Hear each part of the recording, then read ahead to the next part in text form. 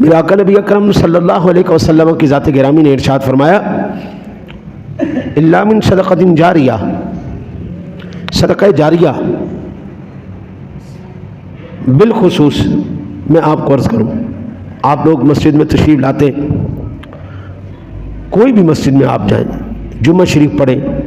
کم از کم 100 روپیہ چندے میں لازمی ڈال دیا کرو۔ اگر ہر بندہ ہر جمعۃ المبارک میں جس مسجد میں بھی جا رہا ہے 100 روپیہ چندہ ڈالے گا، 4 جمعوں کے 400 روپے بن گیا، اور مہینے کے اوپر اگر اس 400 روپے کا تقسیم کریں تو 13 روپے سم تھنگ بنتے، یعنی ہر روز کے حساب سے اللہ تعالیٰ نے آپ کے لیے صدقہ جاریہ شروع فرما دیا۔ مساجد وقف ہیں، 5 وقت نماز ہوتی ہے، اللہ رسول کا ذکر ہوتا ہے، تو آپ کا پیسہ کدھر گیا؟ صدقہ جاریہ میں۔